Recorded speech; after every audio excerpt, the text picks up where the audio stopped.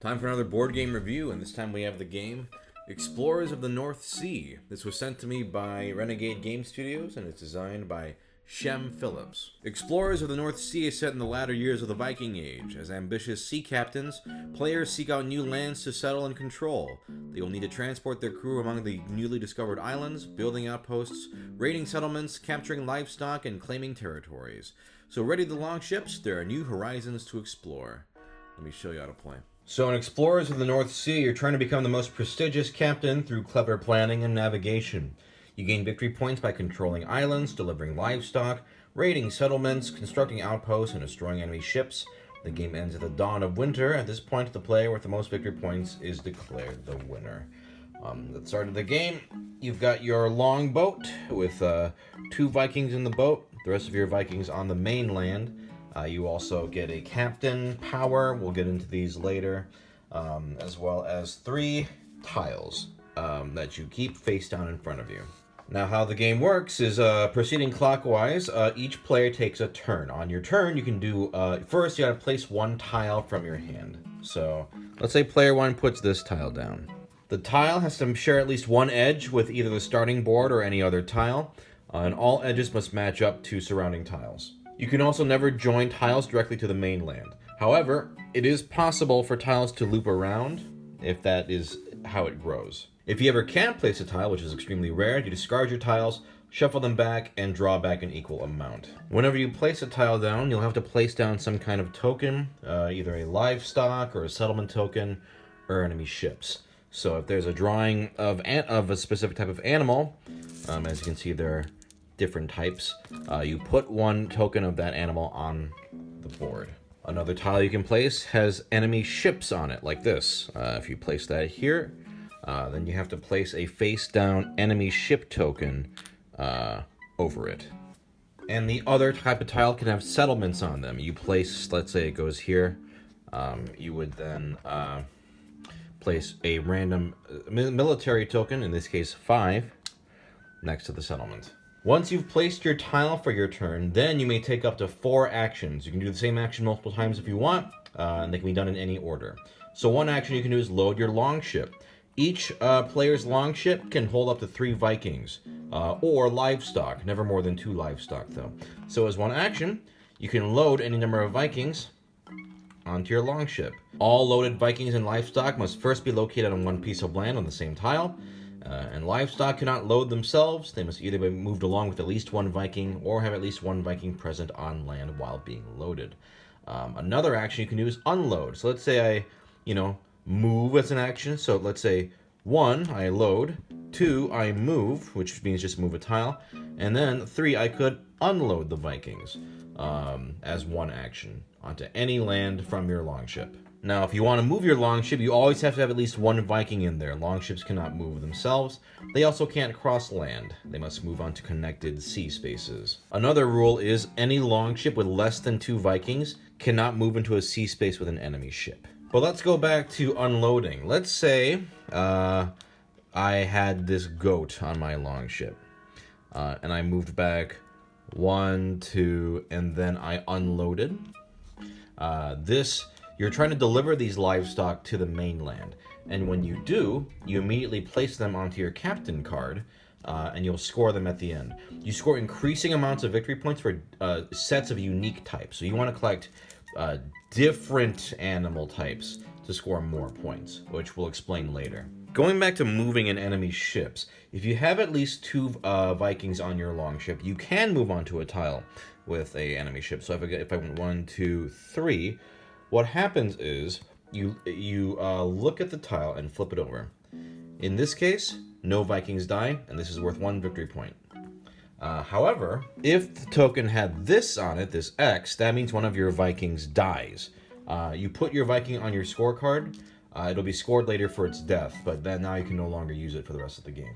Another action you can do is move your Vikings. Sometimes you'll need to travel by land, so let's say these guys wanted to move here. As one action, you can move 1 or 2 Vikings from 1 land space to another. So this would be an action. Vikings can't swim across sea spaces. There's also no limit to how many Vikings of any color may be on the same tile. Now, if you want to raid a settlement, you got to have the equal or higher number of Vikings according to the military strength. So in this case, I would need to have 5 Vikings on here. So I could maybe move like 1 action, 2 action, and finally, bam, I have 5 Vikings on this space. That means I take this token and conquer this settlement. You'll score points equal to the military strength at the end of the game. Another action you can do is transport livestock. Sometimes you need to move them across land before loading them onto your longship. So as 1 action, you may transport 1 livestock with 1 Viking from 1 land space to another. So let's say there was a chicken here. 1 Viking could move it here as an action. All livestock can be moved by any player, so it does them. So you could like take the chicken as well if you wanted, but you have to be on the same space. The final action you can do is constructing an outpost. Let's say we have this here. At the game's end, you're going to score victory points for each completed island you control, and the most effective way to control islands is by constructing outposts. So for 2 actions, you can construct an outpost on a point where 3 tiles are connected by land, like this. So for 2 actions, bam, I could put an outpost down. Now, each tile can only be connected to 1 outpost of any player's color. So now, none of these tiles can be connected to anybody else. You must also have, actually you need to have at least 2 Vikings present on the land, so there. And these Vikings can be on any of the 3 connected tiles, it doesn't matter, as long as there are 2 of them.